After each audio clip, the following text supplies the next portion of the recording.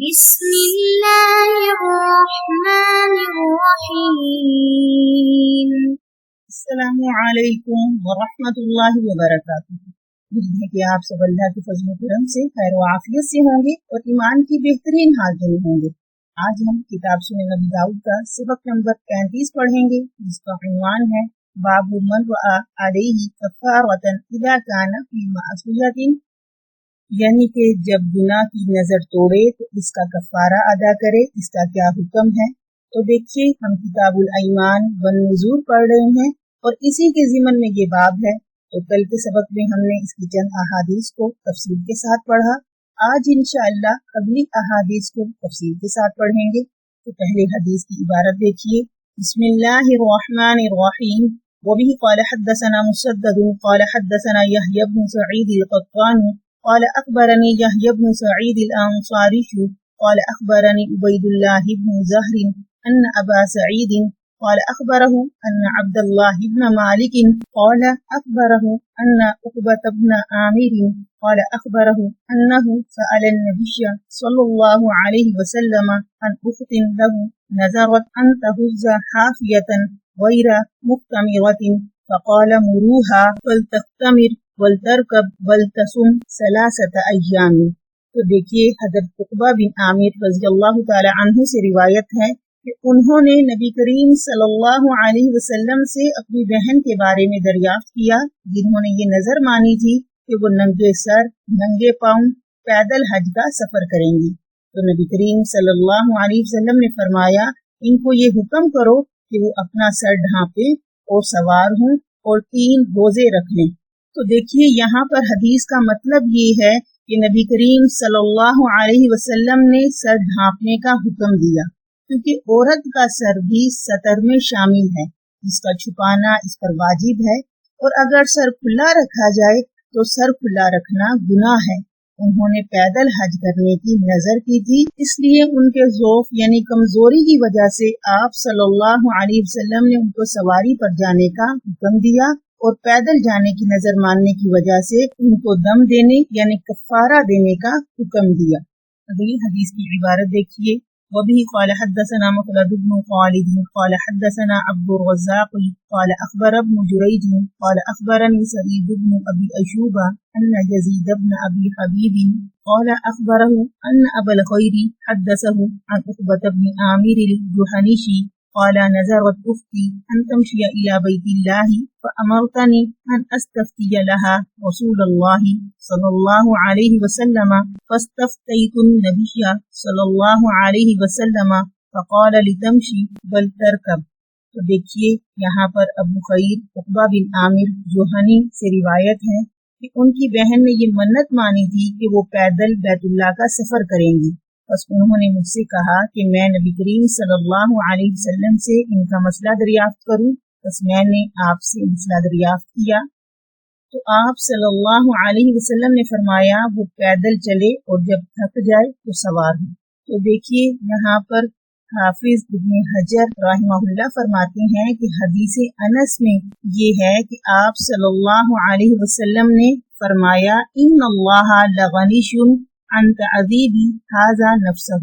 یعنی کہ اللہ رب العزت کو اس کی کوئی پرواہ نہیں ہے، یعنی اللہ اس سے بے پرواہ ہے کہ یہ اپنی جان کو تکلیف میں مبتلا کرے، اور آپ صلی اللہ علیہ وسلم نے اس کو سوار ہونے کا حکم دیا۔ تو یہ جو سوار ہونے کا حکم آپ صلی اللہ علیہ وسلم نے حدیث انس میں دیا ہے، تو وہ بوڑھا شخص تھا، اس کو آپ یہ حکم فرما رہے ہیں۔ اور اس کے علاوہ عقبہ بن عامر رضی اللہ تعالی عنہ کی بہن کو آپ صلی اللہ علیہ وسلم نے حکم دیا ان تمشی و ان ترکبا، اس لیے کیونکہ حدیث انس کے اندر نظر ماننے والا شخص جو تھا وہ بوڑھا تھا، اور اس کا عجز جو تھا وہ ظاہر تھا، اس کی کمزوری ظاہر تھی،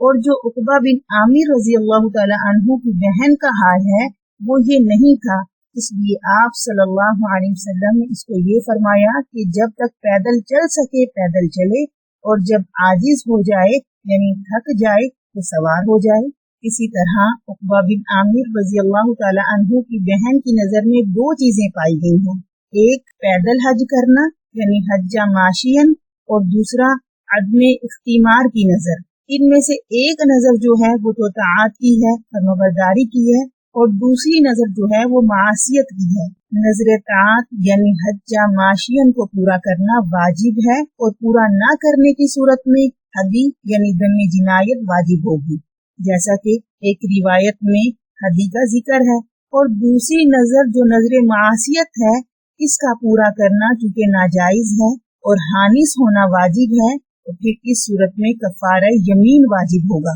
جیسا کہ ایک روایت میں آتا ہے لِتَصُمْ ثَلَاثَةَ أَيَّامٍ، تو مطلب یہ ہوگا کہ حدی کا حکم جو ہے وہ سوار ہونے کی وجہ سے ہے، اور صوم ثلاثہ ایام کا تعلق جو ہے وہ اختمار سے ہے۔ اب دونوں روایتوں کو جمع کیا جائے گا تو جو شخص حج معاشین کی نظر مانے تو اس پر اس کو پورا کرنا واجب ہے، ورنہ اس کی جزا واجب ہوگی۔ امام احمد بن حنبل رحمہ اللہ کے نزدیک کفارہ یمین واجب ہوگا، اور امام شافعی اور امام مالک رحمہ اللہ کے نزدیک حدی واجب ہوگی، جبکہ حنفیہ کے نزدیک اگر سوار ہوا تو حدی واجب ہے، ورنہ اس پر قیمت جو ہے وہ بکری کے باقدر سوار ہونے کی واجب ہوگی۔ اگلی حدیث دیکھیے، وَبِهِ قَالَ حَدَّثَنَا مُسْلِمُ بْنُ إِبْرَاهِيمَ قَالَ حَدَّثَنَا هِشَامٌ عَنْ قَتَادَةَ عَنْ إِكْرِمَةَ عن ابن عباس رضی اللہ تعالی عنہ ان النبی صلی اللہ علیہ وسلم لما بلغه ان اخت عقبة بن عامر نذرت ان تحز ماشية قال ان الله لغني عن نذرها مرها فلتركب۔ قال ابو داود رواه سعید بن ابی عروبة نحوه وخالد عن إكرمة عن النبی صلی اللہ علیہ وسلم نحوه۔ حضرت ابن عباس رضی اللہ تعالی عنہ سے روایت ہے کہ نبی کریم صلی اللہ علیہ وسلم کو جب یہ خبر پہنچی عقبہ بن عامر کی بہن جو ہیں انہوں نے پیدل حج کرنے کی نظر مانی ہے، تو نبی کریم صلی اللہ علیہ وسلم نے فرمایا اللہ اس کی نظر سے بے نیاز ہے، اس سے کہو کہ وہ سوار ہو جائے۔ ابو داؤد فرماتے ہیں کہ اسے سعید بن ابی عروبہ نے اور اسی طرح خالد بن واسطہ اکرمہ نبی کریم صلی اللہ علیہ وسلم نے روایت کیا ہے۔ اگلی حدیث کی عبارت دیکھیے، وَبِهِ قَالَ حَدَّثَنَا مُحَمَّدُ بْنُ الْمُثَنَّى قَالَ حَدَّثَنَا أَبُو الْوَلِيدِ قَالَ حَدَّثَنَا حَمَّامٌ عَنْ قَتَادَةَ رضی اللہ تعالی عنہ عن إكرمة عن ابن عباس رضی اللہ تعالی عنہ ان اخت عقبة بن عامر نذرت ان تمشي إلى البيت فأمرها النبي صلی اللہ علیہ وسلم ان ترکب وتهدي هديا۔ حضرت ابن عباس رضی اللہ تعالی عنہ سے روایت ہے کہ عقبہ بن عامر رضی اللہ تعالی عنہ کی بہن نے پیدل بیت اللہ کا سفر کرنے کی نظر مانی، تو نبی کریم صلی اللہ علیہ وسلم نے اس کو حکم فرمایا کہ وہ سوار ہو اور حدی ذبح کرے۔ اگلی حدیث کی عبارت دیکھیے، وَبِهِ قَالَ حَدَّثَنَا حَجَّاجُ بْنُ أَبِي يَعْقُوبَ قَالَ حَدَّثَنَا أَبُو النَّضْرِ قَالَ حَدَّثَنَا شَرِيكٌ عن محمد بن عبد الرحمن مولى آل طلحة عن قريب عن ابن عباس رضی اللہ تعالی عنہ قال جاء رجل إلى النبي صلی اللہ علیہ وسلم فقال یا رسول اللہ صلی اللہ علیہ وسلم إن أخي نذرت يعني أن تحج ماشية فقال النبي صلی اللہ علیہ وسلم إن الله لا يصنع بشقاء أختك شيئا فلتحج راكبة بل تكفر عن يمينها۔ حضرت ابن عباس رضی اللہ تعالی عنہ سے روایت ہے کہ نبی کریم صلی اللہ علیہ وسلم کے پاس ایک شخص آیا اور عرض کیا یا رسول اللہ میری بہن نے پیدل حج کرنے کی نظر مانی ہے، تو نبی کریم صلی اللہ علیہ وسلم نے فرمایا اللہ تعالیٰ تیری بہن کو اس مشقت پر کچھ ثواب نہیں دے گا، لہٰذا اس کو چاہیے کہ وہ سواری پر جا کر حج کرے اور اپنی قسم کا کفارہ ادا کرے۔ تو دیکھیے یہاں پر یہ فرمایا ان اللہ لا یسمع بشقاء اختک، اس کا مطلب یہ ہے کہ تمہاری بہن کی اس مشقت سے اللہ خوش نہیں ہے، اس لیے وہ سوار ہو کر حج کرے اور کفارہ دے دے۔ تو یہ حدیث جو ہے وہ امام شافعی رحمہ اللہ کا مستدل ہے۔ اگلی حدیث کی عبارت دیکھیے، وبه قال حدثنا مسدد قال حدثنا يحيى عن حميد الطويل عن ثابت البناني عن انس بن مالك ان رسول الله صلى الله عليه وسلم راى رجلا يهادى بين ابنيه فسأل عنه فقالوا نذر ان يمشي فقال ان الله لغني